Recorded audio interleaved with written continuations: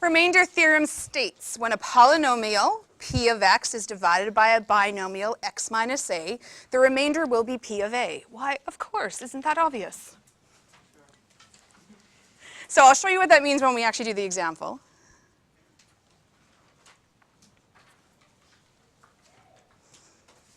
First thing we're going to do is exactly what we started with the division before, is we're going to take the binomial, equate to 0, and solve. So just like the first step is synthetic.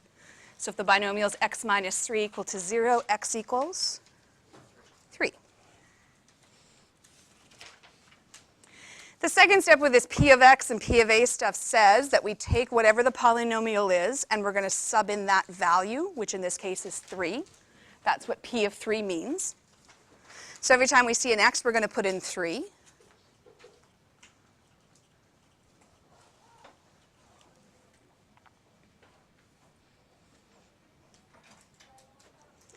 This would be a calc question, so grab your calcs.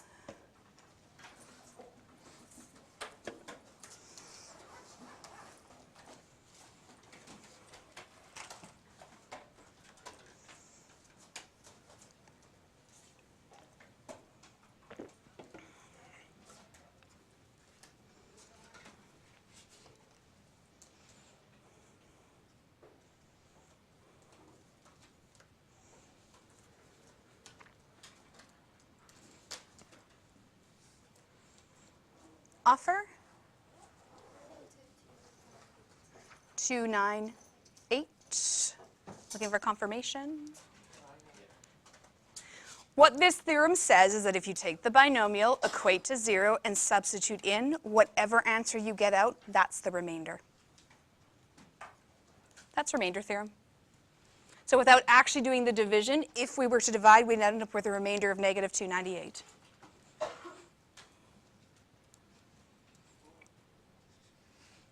Thanks for that support there.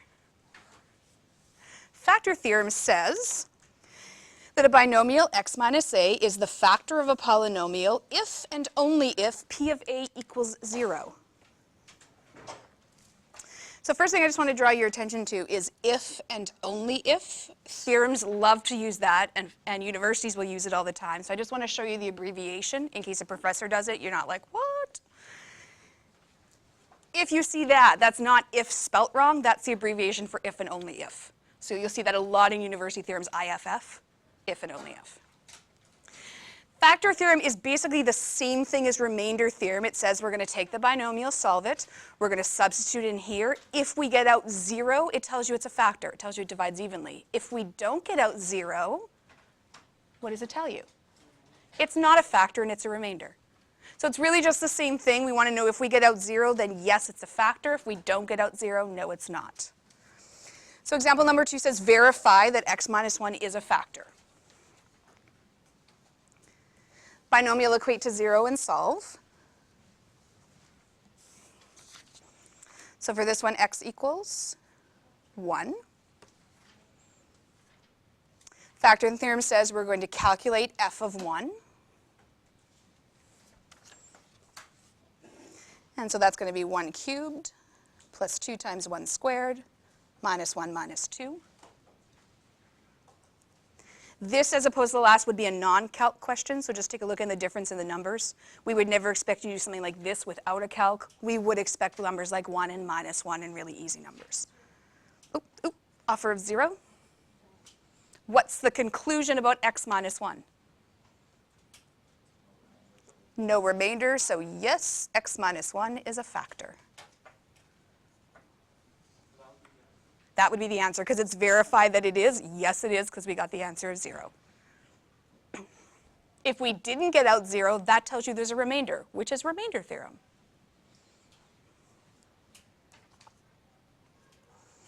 Same thing for example 3. What does x equal, or what's the number we're going to sub in? Offer of minus 2. Confirm. Yes, no?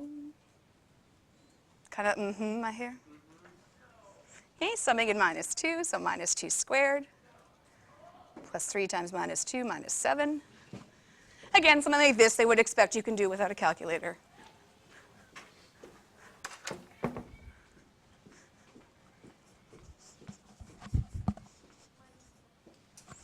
Offer of minus 9.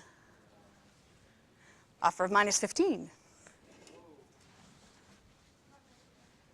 Negative 9. Okay, so let's just do it together. Negative 2 squared. 4 minus 6 minus 7. So 4 minus 6 minus 2 minus 7 minus 9. What's the conclusion if the answer is not 0? So it's a remainder, and then therefore x plus 2 is not a factor.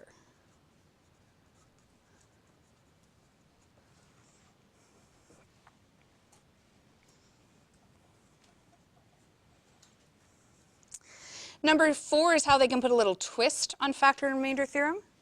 Okay, so this is an application of the theorem. It says, what is the value of k for the function f of x is x cubed plus kx squared minus 5x minus 7 if x plus 2 is a factor? Okay. We're going to have to eventually get k by itself. That's what we're looking for. But we know from what the question has told us. We know that if we sub in a value, we're going to get an answer of 0. What's the value we're going to sub in? Also minus 2. So we know if we take minus 2 cubed plus k times minus 2 squared, oh, thank you, times minus 5 times minus 2, minus 7, we know the answer is 0. Just repeating, how do we know the answer is 0? Because they've told us it's a factor. If they said when you divide the remainder is 3, for example, this would be equal to 3. Okay, negative 2 cubed. Mm-hmm.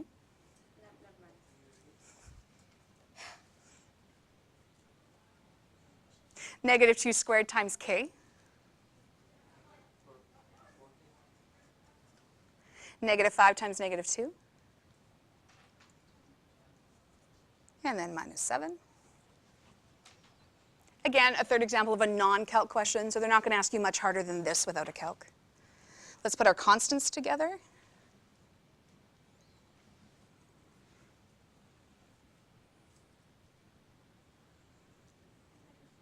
And if we take it over to the other side in the same step,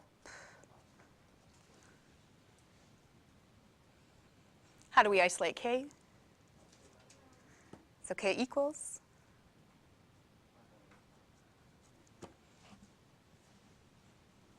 Okay, so that's an application of remainder theorem because it doesn't actually say in the question use remainder theorem.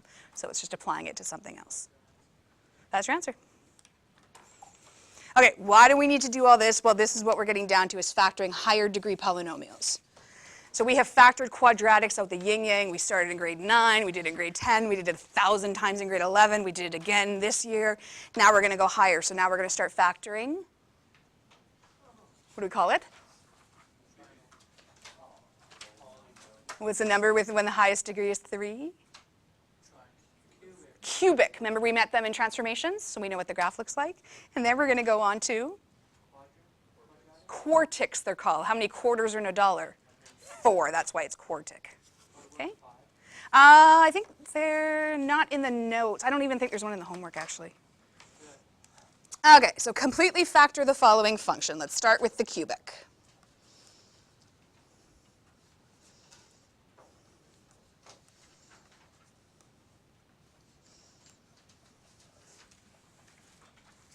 I already wrote the method for you in a box.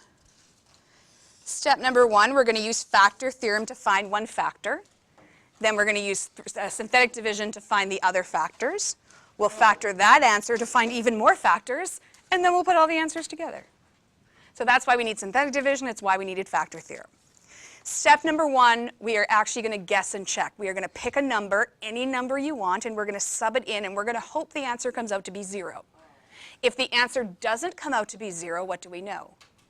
It's not a factor. So we're looking for something when we put in here gives us 0.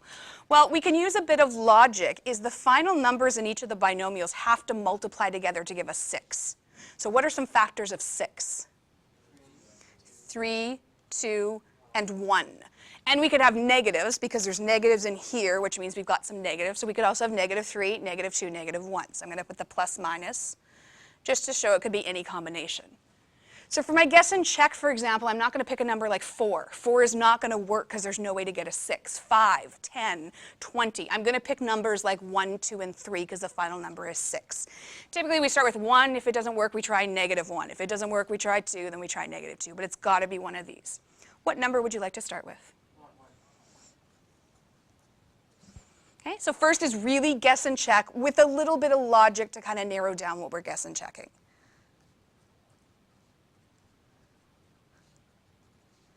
What answer are we looking for here? 0. 0 is good because it means we go on to the next step.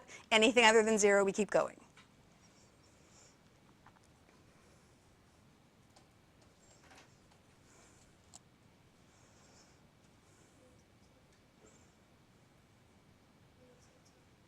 Okay, fight it out.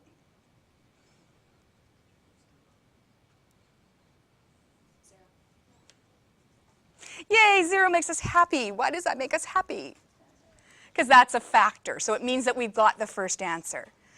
If we subbed in 1, what's the binomial that gave us that? Well, we just need to work backwards. So we know that's x equals 1. If I want to go back to the binomial, it's x minus 1. So that's our first factor of this one, it's x minus 1. That is step number 1. If we hadn't gotten 0, what would we have kept doing? We just would have tried another number. We would have kept going till we find one that gives us 0. Step number 2, we're going to use that factor in synthetic division. What goes on the outside? What goes on the inside? Confirm. Step 1 of synthetic division. Next step.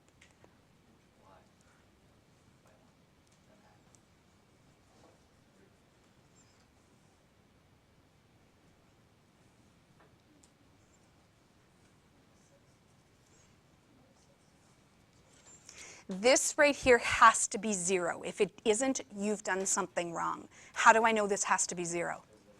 Because we just set up here that it's a factor and it equals 0. So if you get something here, that means you've made some kind of mistake in your synthetic division. Can't you just skip the other step and do that? What do you mean skip the other steps? Like we found 0 on the other. Yeah, but this is what we're going to use in a second. This is what we need as the answer from it. Okay, so if we started with the cubic, what does the answer start with? Okay, so x squared minus x minus 6. Step 3 is we got to factor that guy to figure out what multiplied us to give us the x squared minus x minus 6. So this is just normal quadratics. You've done this a bajillion times. Product of minus 6, sum of minus 1.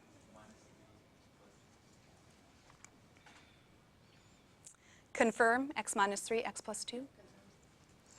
Step 4 is just putting all those pieces together. So we're going to say that f of x equals, well, our first factor up here, and this is the reason I write it up here, is because you tend to forget about him unless you make it really obvious. So our first one is x minus 1, because that was in step 1. The second factor is x minus 3. And the third factor, x plus 2. There's factoring a cubic.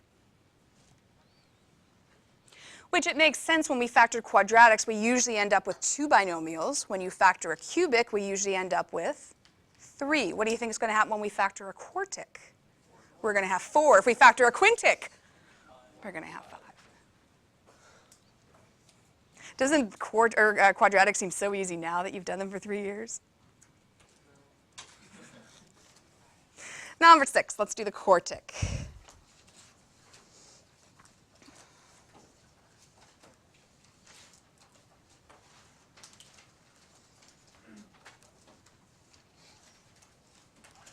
Oh, it was g of x. No, it's just we typically do whatever the question does. We like to copy it from there. Okay, step number 1 is guess and check, but with a bit of logic. You always want to look at the last number and think, what are all the factors of 18? 6, 1, I heard. 9, 2, 3. 18. Okay, so what do you want to start with? Okay, so let's do the sub in and the evaluation at the same time. So 1 to the 4th, 1. 1 squared, or 1 cubed, times minus 3. 1 squared times negative 7. 1 times 15. And then 18 at the end. Okay. Different brains like to combine them differently. My brain likes to do the negatives together and the positives together. Okay, completely how your brain works. My brain goes minus 10 for the negatives, and then it goes 18, 15, and then just stops counting because I know it's not going to equal 0. Right? So I don't really care what the number is. Don't waste your time. I care that it's not 0. And what does it mean that it's not 0? It means that's not a factor and I need to keep going. Oh.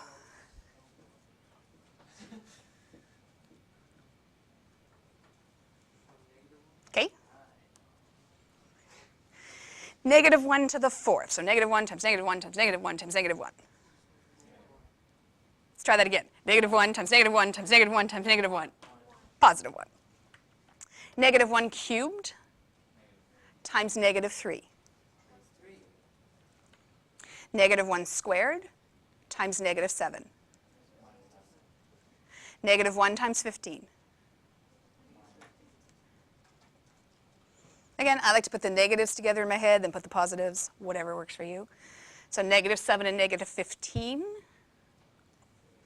Negative 22. Then the positives 1 and 3. Plus 18. Oh, yay! Why does that make us happy? Because it means we're done step 1. Again, over here, I like to write the factor in red because otherwise you tend to forget it once you get down to the bottom. So if we subbed in minus 1, what's the actual binomial factor? X plus 1. So again, I like to write it, put it there, put it in red, circle it, highlight it, put some glitter on it, put some lights around it, because then you won't forget it when we get down to the bottom. Whew, step 1 over. Step 2.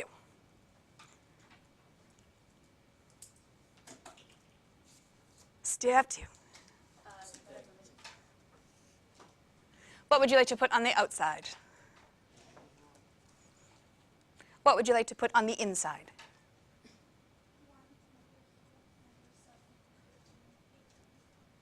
Can somebody confirm?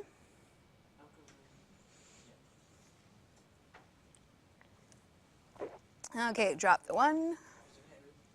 Oop, oop, oop, oop, oop.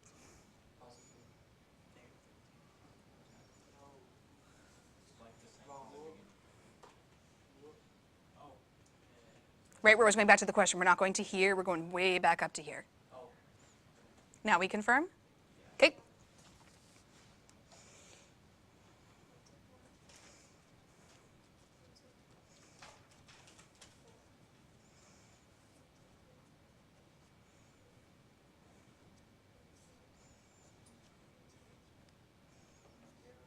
And what's our little checker in here? Right, make sure we have 0 because we set above it 0. Okie doke, what did that give us as an answer?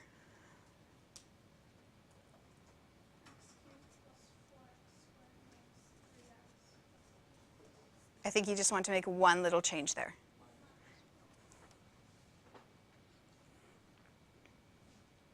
Confirm?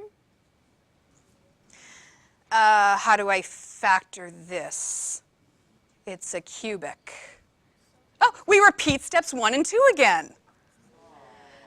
Okay, step 1.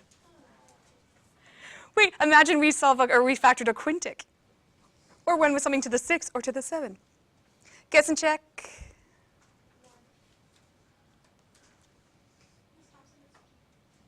Oh, thank you. I have a hate on for G apparently. Okay, so 1 cubed. 1 squared times negative 4. 1 times negative 3. And if you've got good mental math skills, you're already like, oh, not so good. If we put the negatives together, we have negative 7. If we put the positive together, 19. Sad face. Okay?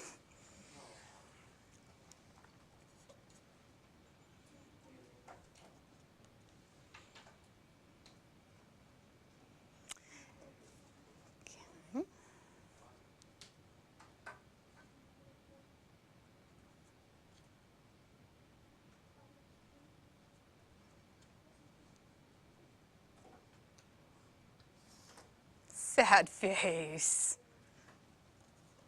2 or -2? What do you want to try? Okay, 2 cubed. 2 squared times -4. -3 times 2. And plus 18.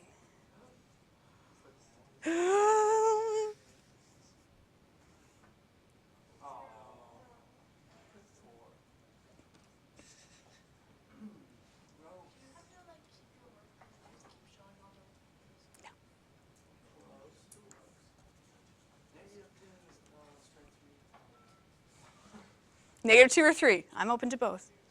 Okay? You tell me.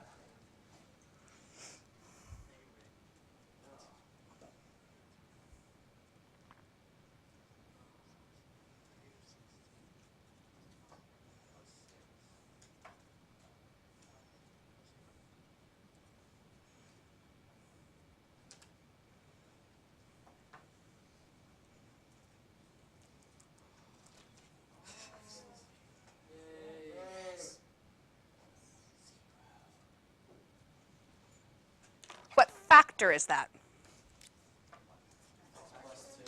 Again, I like to write it so at the end we remember that was our second factor. He's still there, hanging around. Whew. The more you do this, the easier this becomes. You'll be able to see that one's not going to do it, so you'll be able to jump quicker down to 2 or -2. Okay, now what?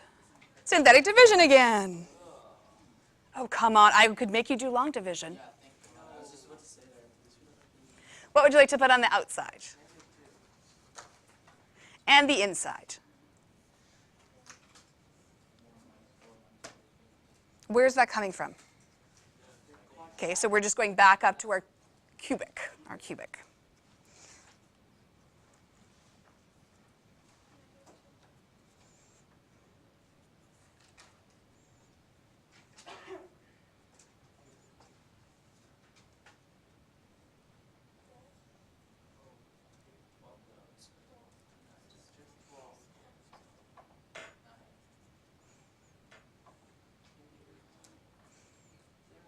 And that's our double checker there. We have to have 0 because we said above it was 0. What does that leave us with?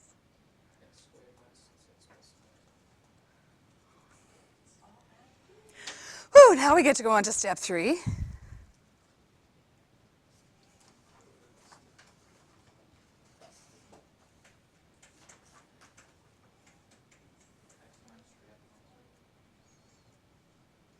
Offer of x minus 3 times x minus 3. And how would we actually write that? Because we would never leave it like this. Can't fool you guys. Step 4 is just smushing them all together. I'm going to turn because I'm out of paper. Okay, so what was our very first factor? And our second factor? And our third and fourth factors? There is factoring a quartic. No. As long as all 4 are there, we're good. That's all I have for you because